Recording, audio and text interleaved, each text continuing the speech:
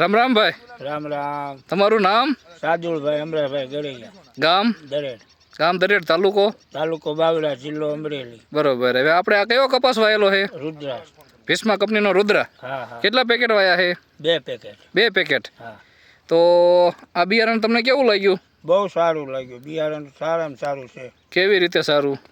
ઝીંડવાનો પણ સારું છે. ઝીંડવાની મોટાઈ છે હા. અને ટૂંકી ઘડીએ 5-5, 6-6 એક ડાળમાં ઝીંડવા છે. બરોબર. 5-5, 6 સિરીઝ છે. આ સિરીઝ છે. અને ઝીંડવું કેવું?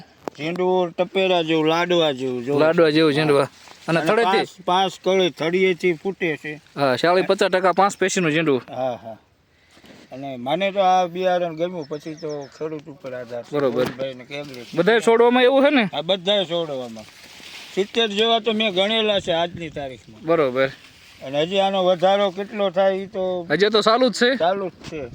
રોગ જીવાત? એ રોગ જીવાતનું પ્રમાણ સાવ ઓછું સાહેબ. બરોબર. કેટલા વાર દવા છાંટી આમાં તમે? આમાં 3 ખેર 4 ખેર છાંટી દેવા. બરોબર. પણ એ લાંબા ગાળે હા 10-10, 12 દિવસે. બરોબર.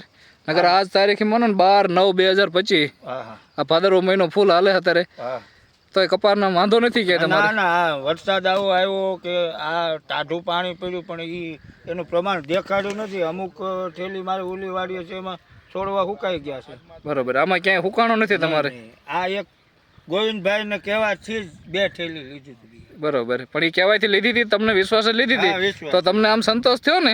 સંતોષ 20 વીઘાના વાવેલા જ કપા પણ આવું પ્રમાણ મળ્યું નથી. બરોબર. તો આમાં વીઘે અંદાજે ઉતારો કેટલો આવે? હવે આ ગણતરી સિરીઝ આ ગણતરી એ છે 70 ઝીંડવા એટલે 40-45-35 જેવું તો આવે. 35 જેવું તો પાકો ન આવે. બરોબર. એ તો તમે દર વર્ષે વાવતા એટલે ખબર જ હોય ને. હા. જે બીજો કપા વાવતા એના કરતાં આમાં તમને આ જોયું કે ઝીંડવો મોટો? સારો લાભ છે. હા, એટલે વજન વધારે થાય. હા, વજનની વધશે અને સારી ક્વોલિટી. આ બીજા ખેડૂત મિત્રોને આપણે વાવવું હોય તો કહી શકાય ને? હવે ઠેકીને કહી દો બરોબર. કે ભાઈ આ વાવો એમ. તમારે તો આવતી સાલ વાવવાનો ને? આ જ બધોય વાવવાનો છે 10 વીઘાનો. કાંઈ વાંધો નહીં. તમે બીજા ખેડૂત મિત્રોને ભલામણ કરજો. હવ ખૂબ ખૂબ આભાર. ધન્યવાદ. ધન્યવાદ.